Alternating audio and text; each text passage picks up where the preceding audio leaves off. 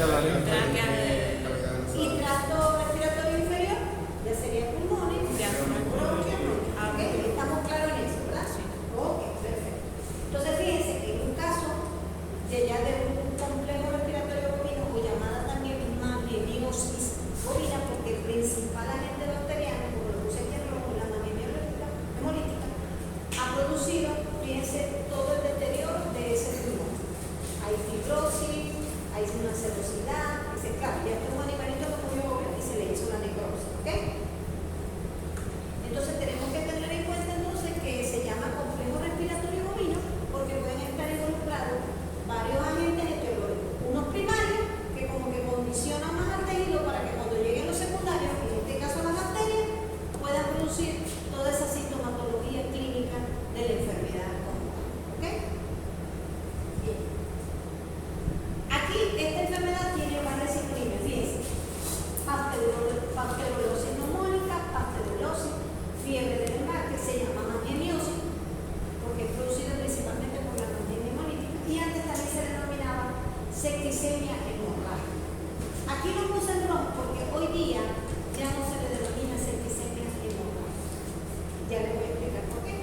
La definición, una enfermedad infectocontagiosa, ¿de dónde? Sobre todo del complejo respiratorio bovino.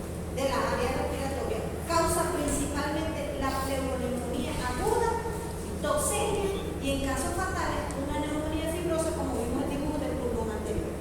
¿Ok? Esta sí tiene sinonimia, por eso que se la coloqué. ¿Ok?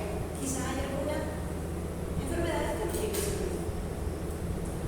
Ok, ¿por qué yo subrayé allá y puse en rojo la septicemia hemorrágica? Porque anteriormente se consideraba que la pasteurolosis bovina también se le llamaba septicemia hemorrágica. Hoy día, por una reclasificación taxonómica, se dieron cuenta que la septicemia hemorrágica es producida por la Pasteurella multocida, subespecie multocida, y afecta principalmente a bovinos y búfalos, pero en África, Asia, Medio Oriente y sur de Europa. Mientras que la pasteurellosis bovina o mangemiosis bovina es producida por la mangemia hemolítica. ¿Me van entendiendo allí? Sí. Ok. Entonces, a diferencia de la septicemia hemorrágica, esta fiebre de transporte o mangemiosis no es septicémica ni causa hemorragias petequiales como lo produce la septicemia hemorrágica. ¿Ok? ¿Estamos claros en eso? No hay problema. ¿Puedo seguir? Ok. Aquí ya yo les puse la clasificación de esas especies involucradas. Pertenecen a la clase de las gamma proteobacterias, al orden Pasteurellales, la familia Pasteurellosiae, y ahí es donde están todos estos géneros. Puse la mangemia mayor porque es la que está más involucrada con este tipo de enfermedad. Pero también dentro de esos géneros está la Pasteurella. Por eso es que antes se le llamaba septicemia hemorrágica, porque la Pasteurella multocida, se consideraba que producía esa enfermedad, pero sufrió una reclasificación taxonómica y ya determinamos que hay una, dentro de ese género de las pasteurellas, está la mangemia y está la pasteurella. ¿Me copian eso? Sí. Ok. Etiología. Agente causal principal, la mangemia hemolítica. Fíjense que cuando vimos taxonomía, el nombre del género es con mayúscula, la especie es minúscula y la letra es tipo fusión. ¿Ok? Pero dentro de esta mangemia se ha clasificado el biotipo A con dos serotipos, el 1 y el 2. El 1 es el que más prevalece y el 2 causa este complejo respiratorio, pero sobre todo en ovinos. ¿Ok? Y a veces aparece la Pasteurella multocida. ¿Ok? Pero ella sí es la que produce la septicemia hemorrágica. ¿Me copian o no? ¿Sí? Ok. Ella tiene bastantes factores de patogenicidad o de virulencia, pero principalmente esta mangemia hemolítica tiene una leucotoxina. Eso lo vimos, ya lo vimos, ¿verdad? Cuando vimos factores de virulencia de los bacterias, que hay diferentes. Pero en ella se ha demostrado que la principal patogenicidad es una leucotoxina. Y aquí recuerdo que la mangemia hemolítica es microbiana.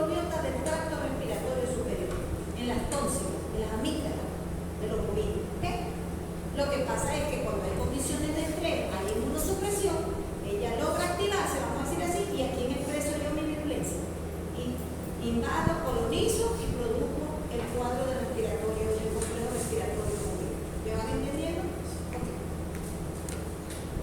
Aquí, dentro de la característica de esa especie, de ese género de la Mangenea hemolítica, podemos ver que son bacilos pequeños, un poco bacilos, son gran negativos, por eso es que están de color rojo, así rosado. No móviles, no espobulados, pero sí encapsulados. Y este es otro factor de virulencia, porque va a evitar que sean fagocitados. ¿Okay? Son mesófilas, o sea que crecen en temperaturas y la mayoría de los patógenos crecen en esa temperatura. Y son aerobios, o sea que necesitan oxígeno, o a veces se transforman en anaerobios facultativos. Ok. Aquí hay otra diferencia, esto no es pregunta examen, pero para que tengan idea de que a nivel de diagnóstico de laboratorio podemos saber si es una Mangenea o una Pastorela. Por ejemplo, la Pastorela multócida no produce indol, eso es una prueba bioquímica a nivel de laboratorio y puede crecer en agar Macondi. ¿Ok? Y produce beta hemólisis en agar sangre. Ejemplo, esos halos claros alrededor de la colonia cuando crecen, porque esto es un agar sangre. Entonces, esto es una manera de ya de diagnosticar y diferenciar a nivel de laboratorio si estamos ante una pastorela o una Mangenea. ¿Ok? Entonces, fíjense. La Mangenea hemolítica no crece en agar Macondi ni produce beta hemólisis. ¿Ok? Pero esto no es como cultura general, pero es para que entiendan ya que a nivel de laboratorio, con estas pruebas de bioquímica, ya podemos irnos orientando hacia una Mangenea o hacia una pastorela. ¿Ok? Simplemente como para que tengan también un poquito de referencias a nivel de laboratorio. ¿Ok? Esto es una placa de Petri con agar sangre.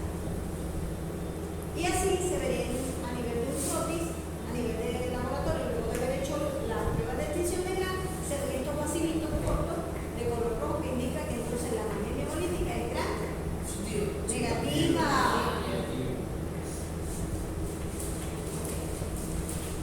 La distribución, ya estamos hablando de la episodiología. Es una enfermedad común en América y Europa. En Venezuela también se ha reportado la enfermedad. Principalmente los bovinos son los más susceptibles y sobre todo los terneros de edad pequeña, de los menores, y que han sufrido un estrés previo, llámese una castración, un descorne, o ha habido un transporte, un traslado, y luego que llegan los animalitos, ¡pum!, comienzan a manifestar los síntomas y signos de la enfermedad. Transmisión, contacto directo. ¿Por qué contacto directo? Porque quizás si ya un animalito viene con un problema de complejo respiratorio con geniosis, va a haber uno de los signos clínicos, va a ser también la secreción nasal. Y ellos, a través de esas secreciones que ellos se cabecean, se lamen, pueden sufrir entonces la infección con el contacto. ¿Okay? Entonces fíjense que aquí lo dice, el vehículo son secreciones nasales de animales enfermos o infectados. Y esto también muchas veces se da porque tenemos malas prácticas de manejo, entonces no clasificamos por edad los becerritos y resulta que está recién nacido ya está con uno que tiene un mes. Y eso es mala práctica de manejo. O vinieron de una vez en un transporte, lo transportaron aquí en el Zulia con ese calor tan grande que hay que parte piedra y ya la temperatura es muy extrema. Entonces se debería transportar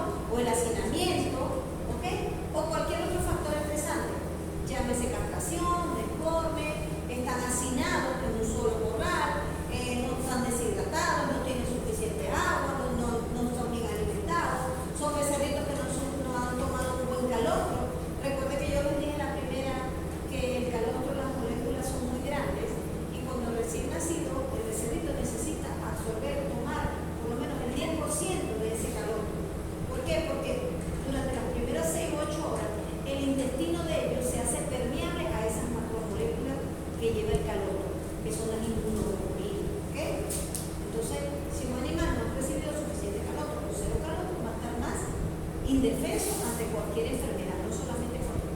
¿Me copian? Profe, cuando el animal ya está vacunado, como siempre no se le aplica. Cero positivo. Pero en este caso, ahí sabemos que ya cuando tú llevas cero negativo, es que no tiene título de anticuerpo contra esa enfermedad. O sea, quiere decir que no se lo vacuna. Ni su madre ni él tampoco, por decirte algo. ¿Ok? Porque recuerda que nosotros, el calor que viene es la inmunoglobulinas, los anticuerpos maternos que va a recibir cualquier ser vivo. Por eso que los chamos también se les recomienda la leche materna. ¿Ok? Porque ahí se supone que vienen las defensas de la madre hacia él. ¿Ok? Ajá.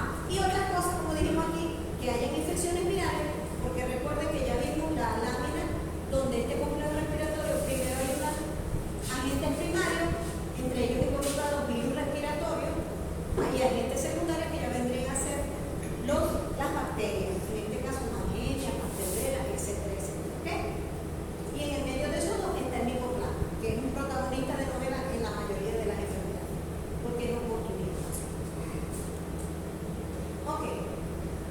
Este tiene unos indicadores epidemiológicos. ¿Saben lo que es morbilidad? La capacidad para calmar. Ok, entonces fíjense que tiene un alto grado de morbilidad. No tan alto, pero sí un 35% es bastante. Y la mortalidad entre un 5 y un 10%. O sea que puede haber una ocurrencia de mortalidad hasta del 10%. Ecología de la enfermedad.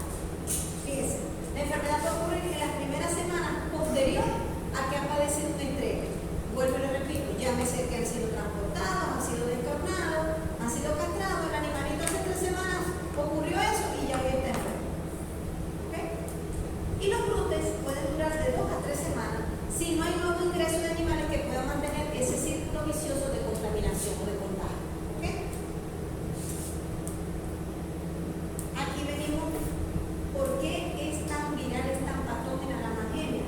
Porque tiene varios mecanismos de patogenosidad. Entre ellos, los principales, como hablé de la primera, como es la leucotoxina. ¿Y ellas van a actuar dónde?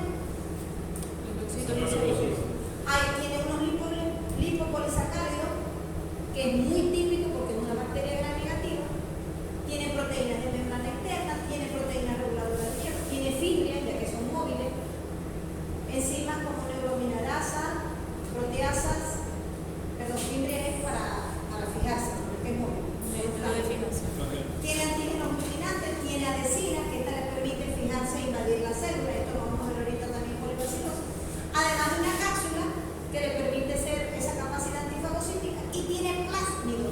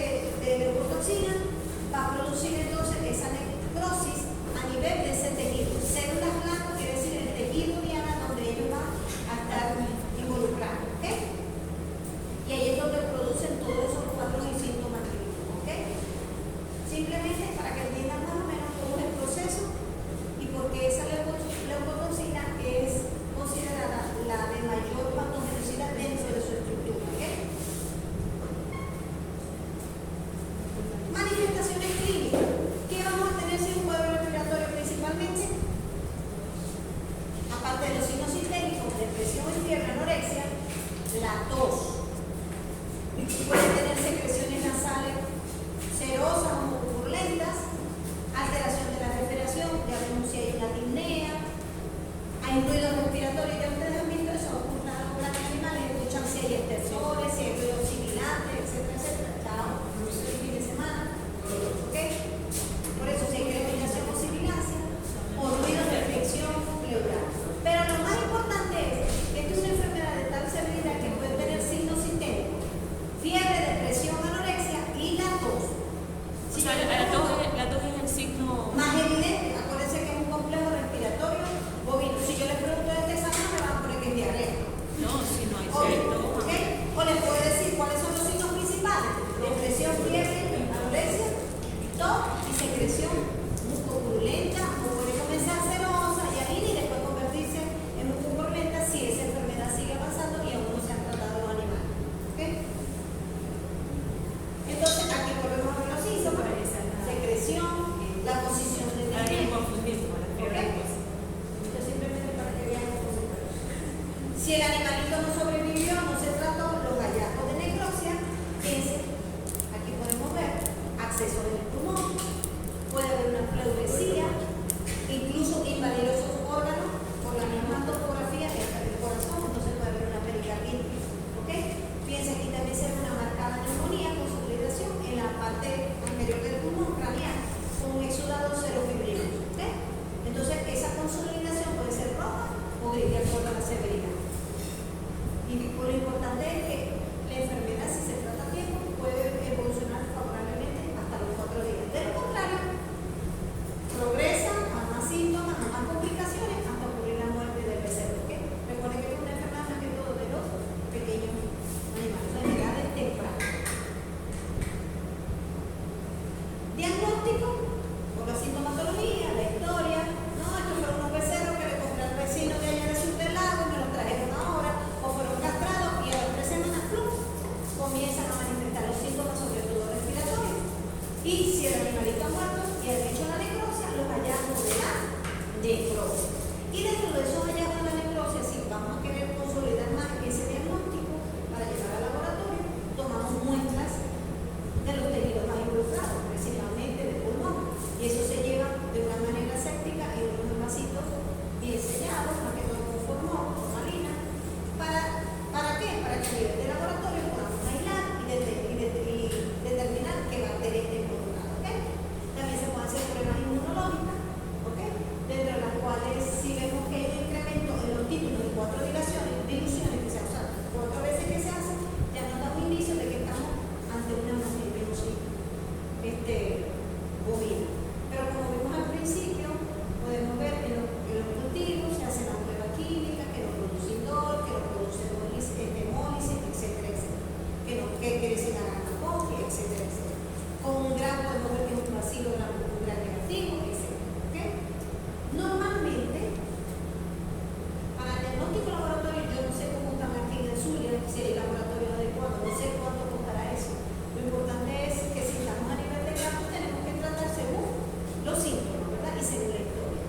¿Ok? Porque ya nos hace pensar, animalitos que llegaron hace 2 semanas o que se fueron castrados y ya presentan todo eso, nos hace pensar ante el cuadro respiratorio bovino. Fíjense, seguimos a nivel de laboratorio para el aislamiento, podemos usar hisopados nasales y traqueales, se hace lavado, se toma, fíjense, este sería el medio de transporte, un tubo de ensayo totalmente aséptico, y este hisopo se hace, y a nivel de laboratorio una vez se le hace la extinción, el grano. Si sale positivo, o sea, si sale gran positivo, gran negativo, ya sabemos que de color Rojo, violeta. ok. También se utiliza la técnica de serología, inmunofluorescencia indirecta, lisa, y para serología se tomarían muestras de sangre que normalmente es un suero que se deja, ¿verdad? Se deja coagular, y con el suero que emite la sangre se utiliza para hacer serología, ¿ok? Y también se hace para histopatología, se tomarían muestras de tráquea, de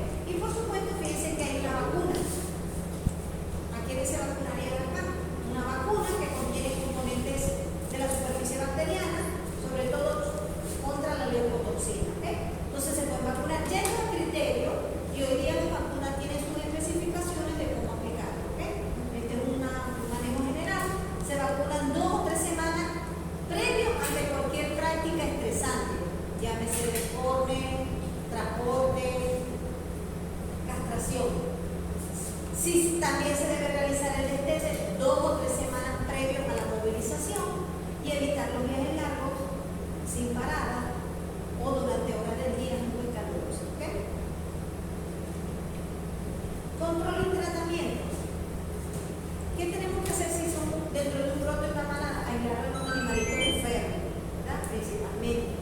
¿Ok? Y si es un brote muy severo, el tratamiento masivo en rebaño con antibióticos. Por eso también va a depender de la disponibilidad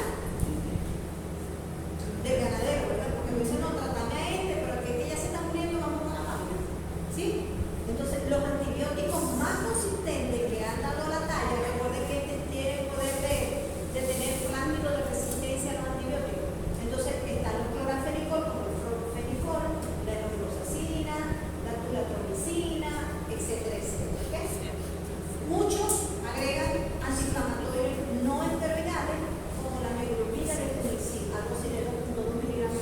Esto no es pregunta de examen como tal, sino que, sobre todo en el control, aislar animales enfermos, el manejo, evitar situaciones de estrés, tener a los animales por grupos de edad y el control de higiene, de sanidad a nivel de los potreros, de los corrales donde ellos se consiguen. Antibióticos, todo eso, pero yo no les voy a decir qué antibiótico hay. Porque hoy día ha salido una serie de antibióticos para uso masivo en los animales y traen sus especificaciones. Comerciales. ¿Qué tenemos que cuidar de ahí? Del uso indiscriminado de los antibióticos porque sabemos que puede crear resistencia. ¿Ok? Fíjense, aquí se ha demostrado que estas magemias y las pasteleras son muy sensibles al alcohol, al aldehído, al cloro, al yodo.